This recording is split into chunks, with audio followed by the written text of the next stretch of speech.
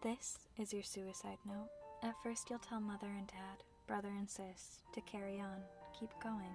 You'll tell your best friend it isn't his fault. You'll be sure to tell everyone just how much you loved them. This is your suicide note. And now you'll explain just why you're gone. You'll say how the pain was too much to bear, or how the bullies have finally gotten their way, or how you needed to be done with this world. This is your suicide note, and by now you're crying. Hopefully you'll think about who you'll miss, but more importantly, you'll think about who will miss you. Mother and dad, brother and sis, your best friend, the old lady whose flowers you water, the pet you feed, the bus driver you smile at, the kid who sits next to you and shares your book. You'll look up and realize what an impact you have. This is your suicide note that you crumple and throw. You sit up and remember everyone who cares, everyone who needs you. When I was in 8th grade, I was too afraid to tell my mother that I was suicidal. I tried to bring up mental illness with her by saying that my friend Sandy had depression. My mother simply brushed it off by saying that Sandy was only looking for attention. I lost interest in the things that mattered to me. I still cared about them, and I wanted to do them, but I didn't have the energy to. My body felt like it weighed 1,000 pounds, and my heart ached while simultaneously feeling numb. I loved my friends and my family, but I didn't have the energy or motivation to spend time with them. Many people see this lack of energy and motivation as laziness. There are times when I genuinely have not eaten for days because I didn't have the energy to get out of bed.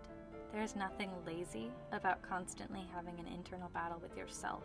Having those around me call me lazy or tell me to just get up and go for a walk because it would make me feel better only made me feel worse. It made me feel isolated and like there was something wrong with me. Like it was my fault.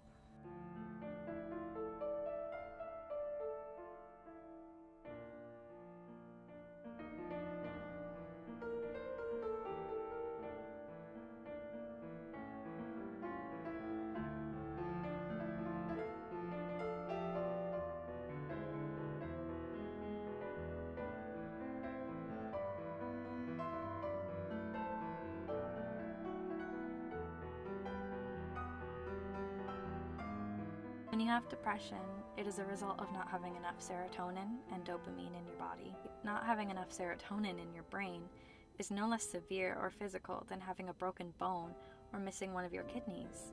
It's an injustice that for years I lost credit in school for not going because I was too suicidal. It's an injustice that when I am feeling numb or suicidal and somebody asks me how I am, that it would be socially unacceptable to answer truthfully.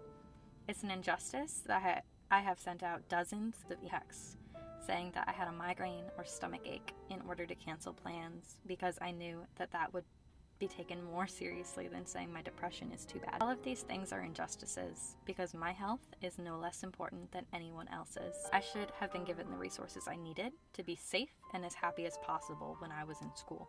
We need to normalize mental health as health and take it seriously.